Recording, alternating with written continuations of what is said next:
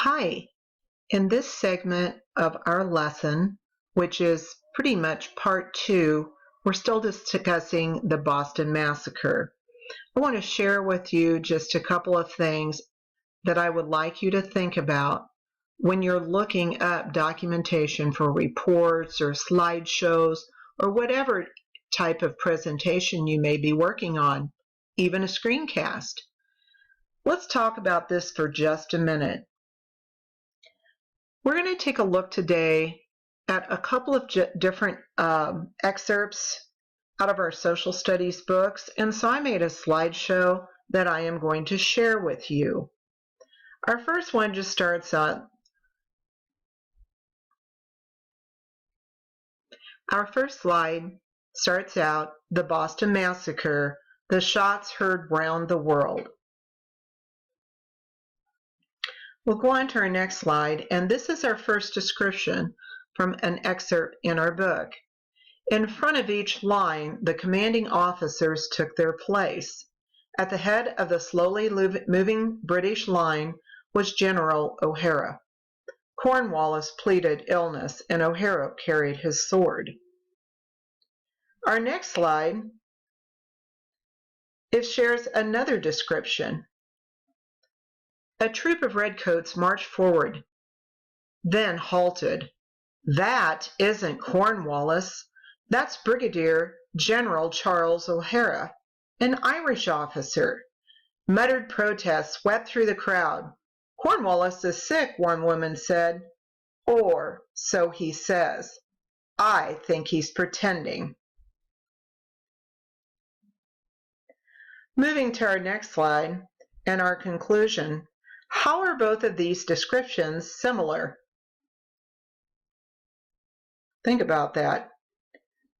Well, both descriptions note that General O'Hara was leading the troops instead of General Cornwallis, who said he was ill. Also, a fictional account imagines dialogue of people. Dialogue means that there's a conversation going on. And what could possibly have been said?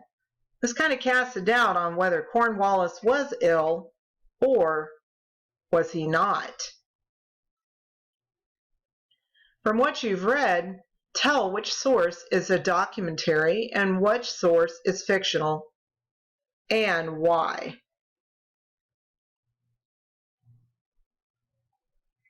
The first account is a primary source. It just gives the facts.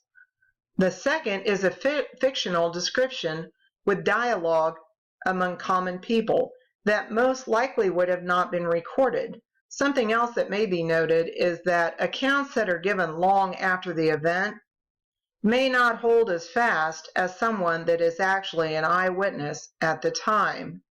Just to note here, today common people are taken into account when something is happening and are considered good eyewitnesses. Let's take another look. We'll just exit out of this, and I want to share with you another database that we would find on Iowa Area Online, AEA Online, excuse me. I would first start to get here with our Iowa AEA Online, going to my Britannica. When I got to Britannica, I chose the middle school selection, which if I click back one or even just hit Britannica School, you will see you can go to the elementary, the middle school, or the high school. So that is what I did.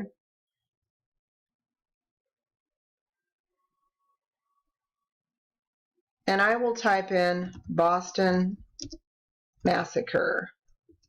I'm not going to worry about capitals at this time. You can either just pull down and get it, or you can select one of those. I'm going to go to this first one. It also gives me an entry for some other things too. Let's take a look at this. When I'm reading an account, I have to keep in mind who wrote this. it's very important to know when you are actually making a report or making that slideshow or the screencast that you compare really good resources. I know that the Iowa Area Education Online database will give me those good resources. Yesterday we talked a little bit about Gale. Now we'll talk a little bit about Britannica on School. One thing that I found out in my class was that when they are actually doing these types of databases, they usually go with professionals or consultants that work in this area. Now, obviously, Britannica is kind of an entity all of its own, but it is an encyclopedia. And it gives the account that is most regarded as most correct. So when we look at this, we see quite a few things, and we do see that the incident known as the Boston Massacre was a brawl in Boston, Massachusetts. It does not take away the blame of who did this. It goes into greater detail. So when I'm reading through this, I see that there are similar descriptions from what I was reading before. For instance, when I uploaded those selections of different accounts yesterday, one was actually from Gale, the online resource through Iowa Area Online. The other was actually from a historical society, and it was an alternative view to what we were talking about. I just want you to be familiar with this database, and I want you to be familiar with the fact that not only would you look up something like Boston Massacre, but you could look just about anything up through this Iowa Area Online.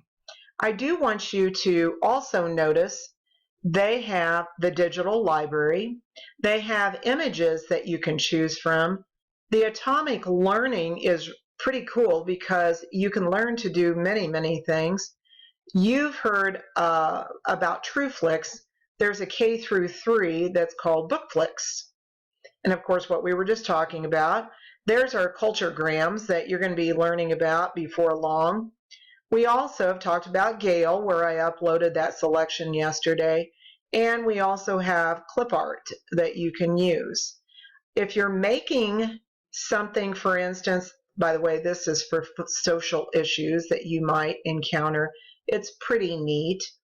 But if you're making some type of screencast or slideshow where you can use sound, there's Sounds Abound that is copyright free. You can use it however, and of course it's not the most latest greatest, but there are sounds that you can add that are pretty neat. One other thing that I want you to take a look at, this is Teen Health and Wellness that deals with issues that really truly would be in your age group. And of course, our one and only TrueFlix that we've used many times, but especially last fall. So for now, I'm going to close because I just wanted to kind of get you used to, while we're studying a lesson, where you can find really good information. And that information that you don't just stop at one resource, but you use several different resources. It's okay to use something besides Britannica online, and it's okay to use things that you might get elsewhere. All I am trying to make sure that you understand is don't fall for the first thing you see. Really compare resources before you jump in and use just one. It's just that important. Well, for now, I think that's pretty much all of our lesson. And hey, I'll see you back in the classroom. Bye-bye.